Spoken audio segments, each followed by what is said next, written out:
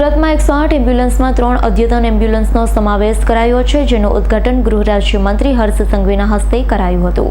સુરત શહેર નવી સિવિલ ખાતે 3 108 એમ્બ્યુલન્સનું લોકાર્પણ કરવામાં આવ્યું. એમ્બ્યુલન્સ રિફ્લેક્સના ભાગરૂપે આપવામાં આવી હતી, જેમાં આગળ ખરાબ થયેલી 108 એમ્બ્યુલન્સની જગ્યા પર આ 3 એમ્બ્યુલન્સ સિવિલ હોસ્પિટલને રિપ્લેસના ભાગરૂપે આપવામાં આવી હતી, જેના લોકાર્પણ ગૃહ રાજ્યમંત્રી હર્ષ સંઘવીના હસ્તે કરવામાં આવ્યું. સિવિલ હોસ્પિટલના અધિકારી અને 108ના અધિકારીઓ સહિત નવા હાજર રહ્યા હતા. ગુજરાત આખાની અંદર 100 જેટલી એમ્બ્યુલન્સ જે રિપ્લેસમેન્ટના ભાગરૂપે ગવર્મેન્ટ ઓફ ગુજરાત તરફથી આપવામાં આવી છે, તેમાં સુરત શહેર અને જિલ્લામાં ટોટલ 5 એમ્બ્યુલન્સ આપવામાં આવી છે. તેના ભાગે શહેરની અંદર આજે 3 એમ્બ્યુલન્સ રિપ્લેસમેન્ટના ભાગરૂપે જે અપગ્રેડેડ એમ્બ્યુલન્સ છે, જે નવી અદ્યતન આધુનિક તકનીકવાળી એમ્બ્યુલન્સ આજે આપણે માનનીય ગૃહમંત્રી શ્રી હર્ષભાઈ સંઘવીના હાથે આપણે લોકાર્પણ કર્યું છે નવી સિવિલ હોસ્પિટલ સુરત ખાતે.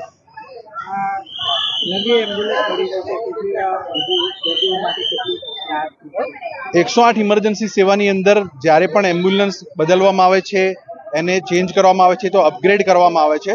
આ જે નવી એમ્બ્યુલન્સ છે એની અંદર પેશન્ટ કેબિન છે, એની અંદર કેમેરા પણ ફિટ કરવામાં આવે છે. ડ્રાઈવર કેબિનની અંદર પણ કેમેરા છે, જેથી પેશન્ટની જે ટ્રીટમેન્ટ થતી હોય છે તે ઓનલાઈન અમારા નરોડા કઠવાડા ખાતે બેઠેલા ERCP ડોક્ટર એ જોઈને આગળ ટ્રીટમેન્ટ શું કરવાની છે તે પણ કહી શકશે. Bureau report S9 news Surat. અમારી તમામ માહિતીથી અપડેટ રહેવા માટે જોડાયેલા રહો S9 ન્યૂઝ સાથે.